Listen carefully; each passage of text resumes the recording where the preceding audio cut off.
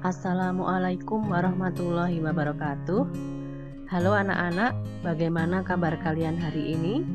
Semoga kalian semua senantiasa dalam keadaan sehat walafiat.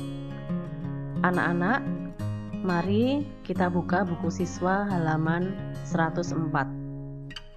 Pada buku tersebut ada gambar seorang petani yang sedang mencangkul di sawah. Nah, untuk mencangkul itu tentu saja membutuhkan alat gerak ya. Kalian sudah belajar kemarin tentang tulang sebagai alat gerak pasif. Tulang tidak dapat bergerak tanpa adanya otot. Nah, pada bab ini kita akan belajar tentang otot sebagai alat gerak aktif. Anak-anak, otot memiliki peran penting dalam setiap gerak manusia, sama halnya dengan tulang. Otot merupakan organ gerak aktif manusia dan hewan.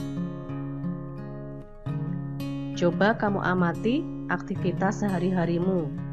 Pada saat memegang sebuah benda, organ tubuhmu yang paling berperan adalah otot. Tahukah kamu apa itu otot? Otot adalah jaringan yang ada di dalam tubuh manusia, berupa alat gerak aktif yang menggerakkan tulang, sehingga menyebabkan suatu organisme atau individu dapat bergerak. Otot bekerja dengan cara berkontraksi dan berelaksasi. Tahukah kalian pengertian berkontraksi dan berelaksasi? Kalau berkontraksi itu dikatakan otot itu mengencang ya, dan berelaksasi itu mengendur. Fungsinya otot pada manusia yaitu menjalankan dan melaksanakan kerja otot. Kerja contohnya berjalan, mengangkat dan memegang, menggerakkan jantung, mengalirkan darah yang terdiri atas zat-zat yaitu nutrisi, oksigen, dan lain-lain. Nah, di sini ada 3 macam otot manusia. Yang pertama adalah otot polos. Otot polos adalah otot yang bekerja tanpa kesadaran kita, yang dipengaruhi oleh sistem saraf tak sadar atau saraf otonom. Otot polos dibentuk oleh sel-sel yang berbentuk gelendong, di mana kedua ujungnya runcing dan mempunyai satu inti sel. Nah, ini contoh organ yang di dalamnya terdapat otot polos. Nah, kalau gambar ototnya seperti ini ya. Ciri-ciri otot polos. Waktu kontraksi antara 3 sampai 180 detik. Bentuk dari otot polos adalah gelendong. Gelendong itu kedua ujungnya runcing ya, kemudian gemuk di tengah. Terletak pada bagian organ dalam.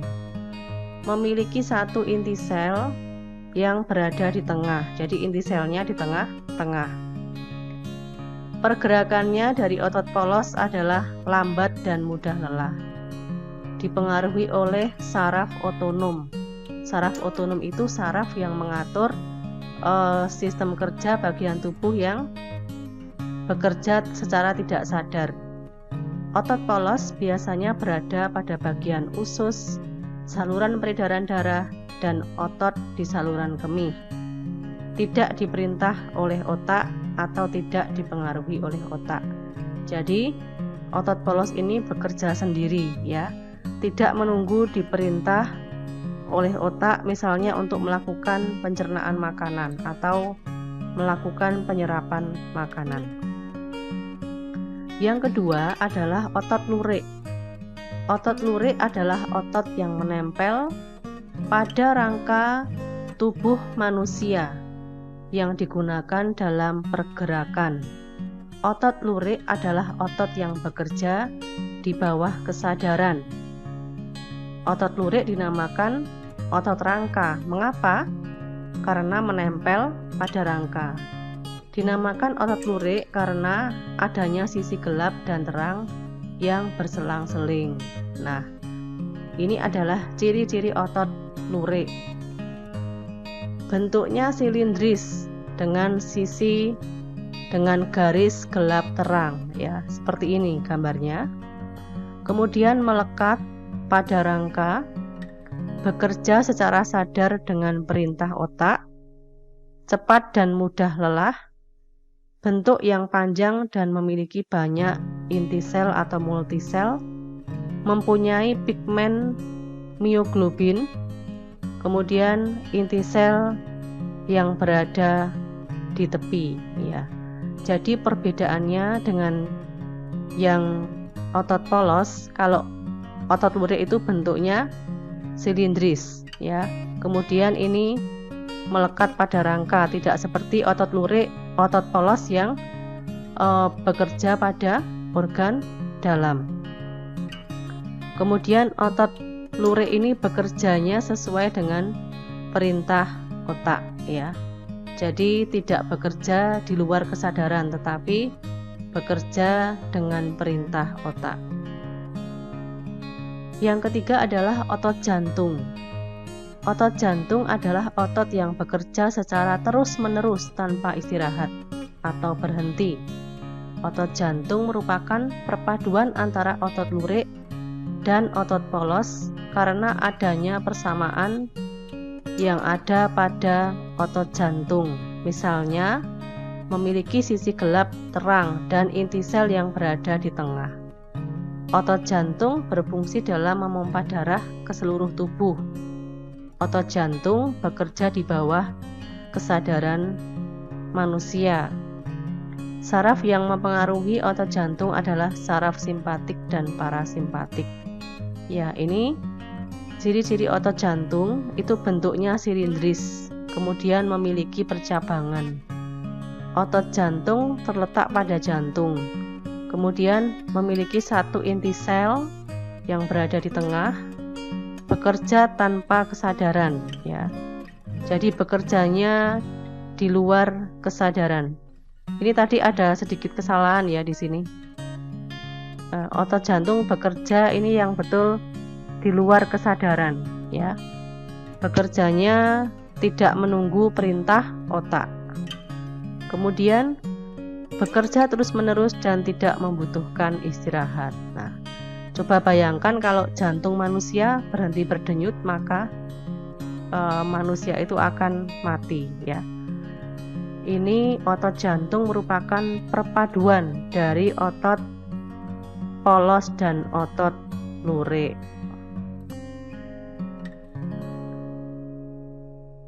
Anak-anak, dari gambar ini kalian tentu dapat menemukan di mana letak otot polos dan otot lurik.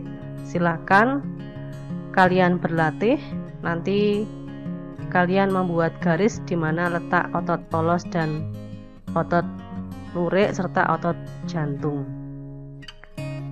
Nah, dengan mengetahui macam dan fungsi otot dalam tubuh manusia, kita jadi tahu betapa pentingnya peran otot dalam kehidupan manusia. Coba kamu bayangkan seandainya kamu tidak memiliki otot. Ataukah otot-ototmu mengalami gangguan dan tidak dapat bekerja sebagaimana mestinya? Coba bayangkan kalau tubuhmu hanya terdiri dari rangka saja. Tentu kamu tidak bisa bergerak, ya. Nah, sekarang kita akan membaca tentang otot manusia. Bacaan ini silahkan kamu baca dan kamu dapat berlatih menemukan ide pokok dari bacaan tersebut. Lalu setelah itu kita akan berkreasi, ya.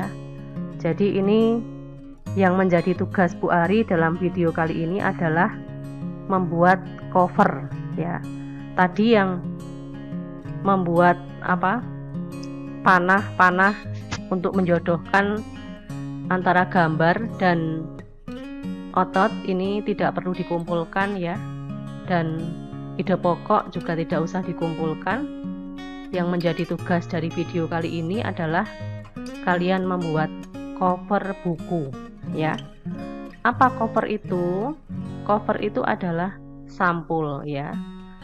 Buatlah gambar cover bacaan di atas. Jadi kalian akan membuat cover seandainya ini adalah bacaan yang terdapat dalam buku. Nanti kalian membuat cover di buku gambar, ya. Bacaan yang berjudul Otot Manusia. Agar dapat menghasilkan gambar cover yang baik, kamu harus benar-benar memahami isi bacaan terlebih dahulu. Setelah itu, kamu menentukan terlebih dahulu desain background atau latarnya. Nah, ini ada dua macam desain dalam membuat cover. Yang pertama adalah cover dengan latar berwarna putih dan tulisan sederhana.